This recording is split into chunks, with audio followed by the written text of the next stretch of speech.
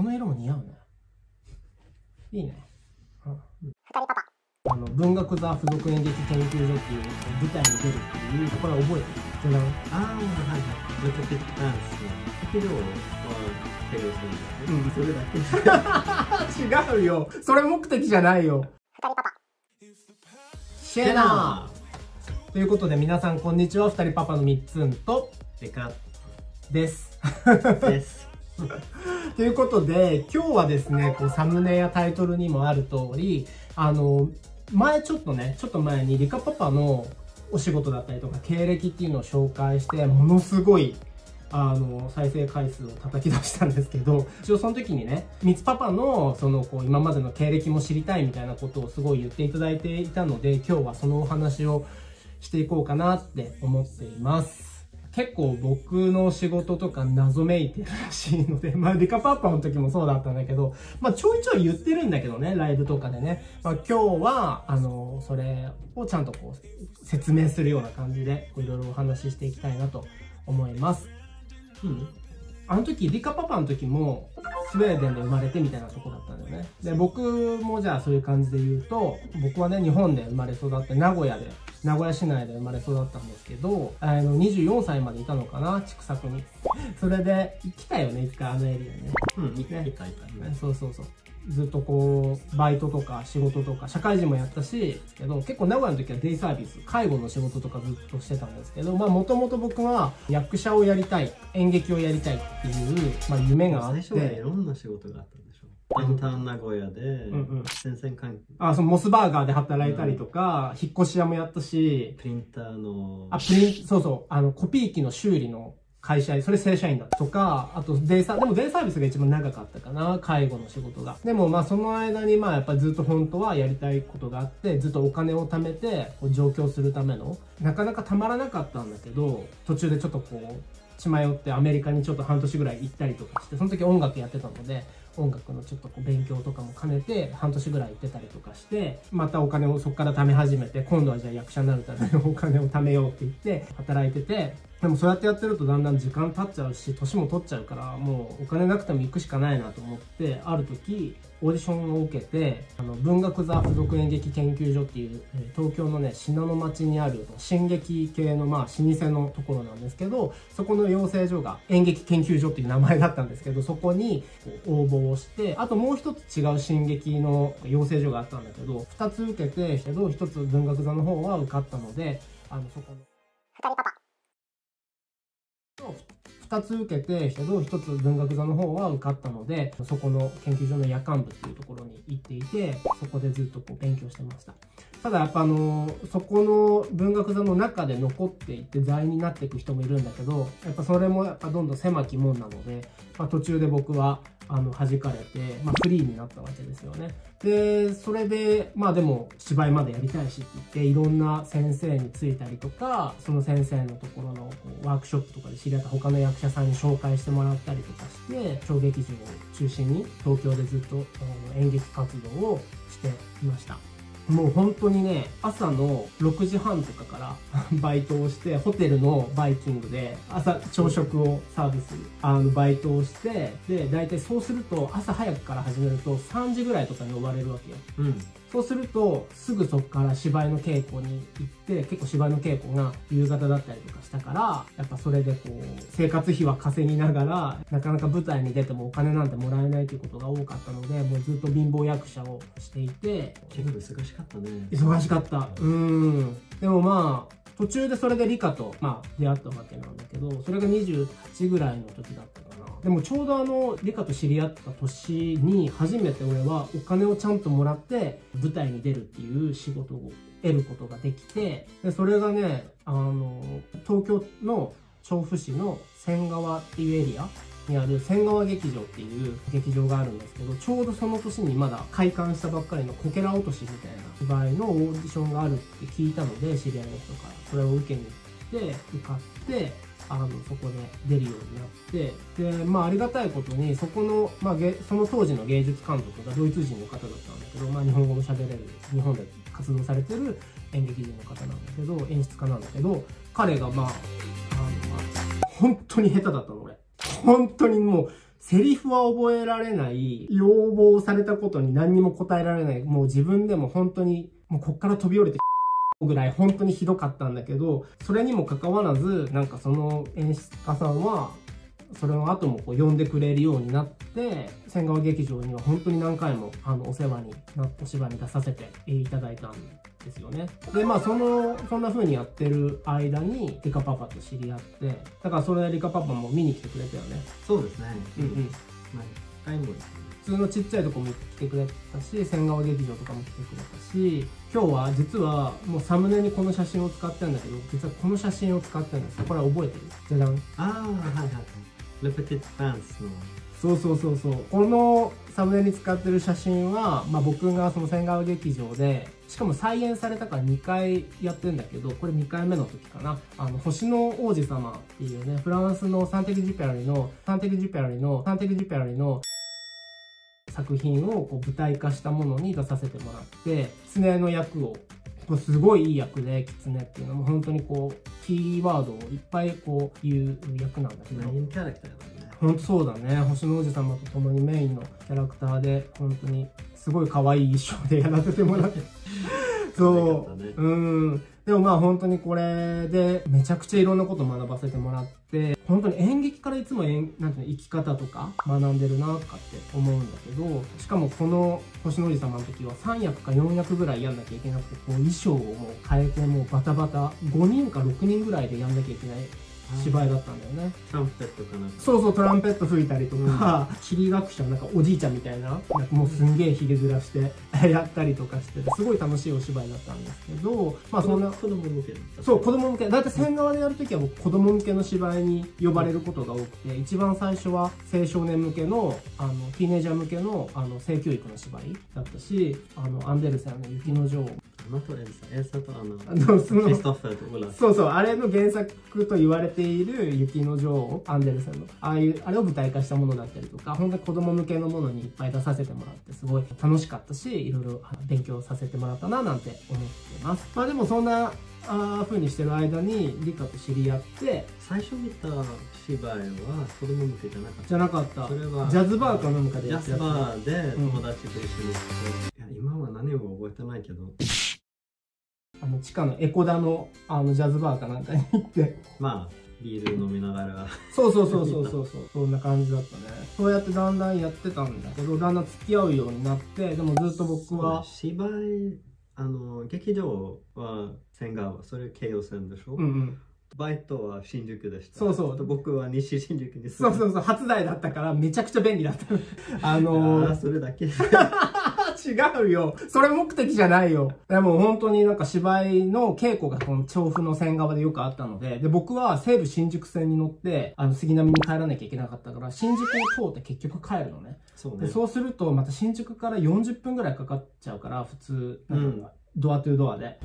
だから今からじゃあちょっと行ってもいいみたいな感じのことがあったかな。まあでもたまにさ、一時期やっぱりそれだと、なんかやっぱり芝居に集中できないからって言って、ちょっとこう合わない時期とかをちょっと作ったりとかも、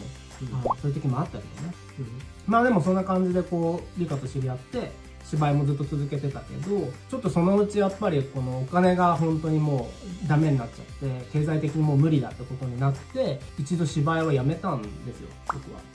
それはリカにもその時相談したんだけど、自分がいいと思う道に行けばっていう感じで言ってくれて、それでもうとりあえず働くしかないと思って、芝居は一回やめて、また介護の仕事を恵比寿のあたりでずっとやってました。でもそんな風にしてこう、生活を立て直していこうなんて思ってる間に、リカの仕事のね、転勤の話があって、一緒にロンドンに行くっていうことになったので、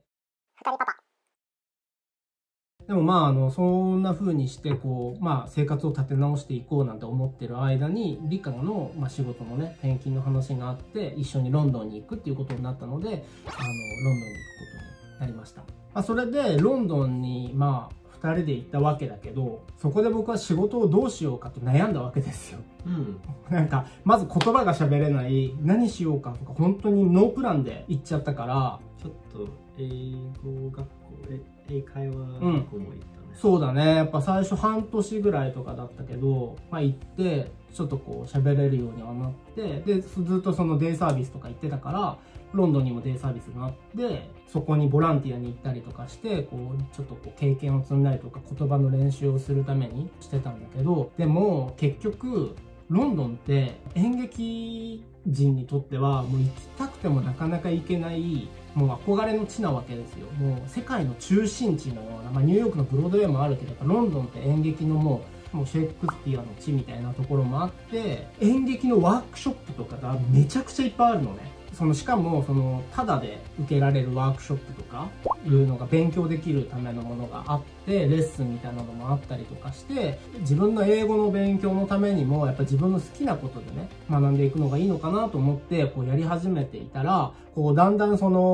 あとワークショップに行ったらすごいこうそれで英語も学べるし演劇の手法も学べるし楽しくなってきちゃって、最初はそれもやっぱりこうお金がもらえるものではなかったんだけど、だんだん関わってたワークショップでもともと経験があったからっていうのもあって演出助手の役割を与えてもらって、そこでお金をもらったりとか、それもやっぱりパートタイムではあるんだけど、やっぱり自分のやりたいことでお金をもらえるっていうのはすごい大きかったし、あと新しいそれまでにこう日本では学べなかった演劇の手法なんかを学ぶことができて、すごい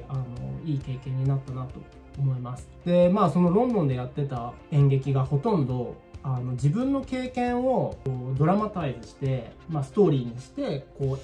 う舞台の上でこう伝えていくみたいなものが多くて、それは別にワークショップだけじゃなくて結構舞台の作り方そういうもの多かったよね。やっぱ事実は小説よりもきなりっていう言葉があるけど、この自分のライフストーリーをこう演劇にしてシェアしていくという手法がすごい多く取られていて、あとは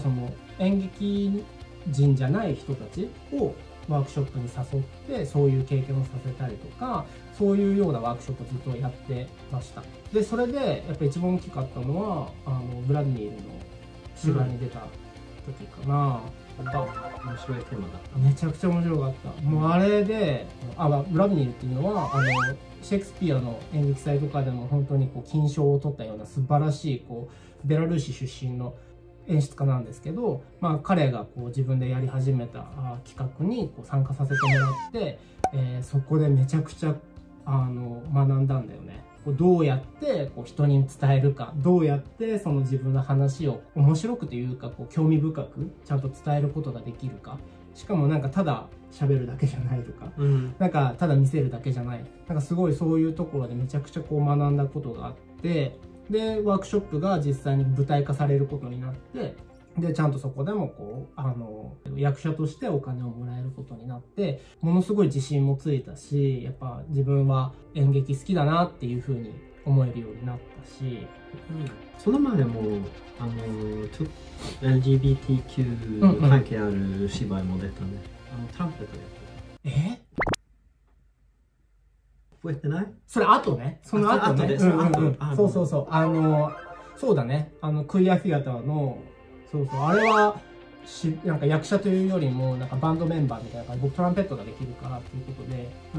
誘ってもらって、オーディションも受けてやったけど、あれは本当にロンドンの街中をこうパレードしながら芝居もものすごい面白かったし、あれでツアーに出てね、こう他の、イギリスの国内とか北アイルランドとかまで飛行機で飛んでツアーに出たりとかして、すごいいい経験をさせてもらったななんて思います。それででも息子くんがね2016年に生まれたので、それをきっかけにスウェーデンに来たわけなんですけど、最初は2人パパでも息子くんがね2016年に生まれたので、それをきっかけにスウェーデンに来たわけなんですけど、最初はスウェーデンに住むつもりなかったんだよね。最初の1年だけ育児休暇で来る予定だったので、またロンドンに戻る予定だったんですけど、いろんな事情があって戻らなくなっちゃったんですけど、そしたらまた言葉をゼロから始めなきゃいけない、スウェーデン語。でそれプラス仕事もない、しかも今までと違って演劇の仕事なんてある場所じゃない、もうすごいちっちゃい町だし、でシアターは一応あるんだけど、やっぱり限られてるし、一応シアターの人と連絡を取ってこうワークショップを自分がねこうやったりとかしたんですけど、やっぱり継続的にできるような仕事はなくてしょうがないから、まず学校に行きながら、あとはカフェで仕事、ハーフタイム、パートタイムで仕事をしたりとかして、まあそれでもやっぱり仕事するとね、言葉が出るようになってくるので、すごいいい経験になったなとは思うんだけど、やっぱりその自分のこうなんか楽しいと思える仕事ではちょっとなかったかなとは思うし、なんかちょっとこう不安になる部分がすごいいっぱいありましたね。で、まあそんな感じで過ごしてたんだけど、去年ですよ、転機が来たのは。そうね。二人パパ。去年ですよ、転機が来たのは。そうね。コロナの影響もあって、やっぱり飲食店だったので、シフトがね、なかなか入れなくなっちゃったんですよね。こう首を切られたとかではないんだけど、もう本当にお客さんがいなくなっちゃったので、もうランチタイムとかも超忙しい、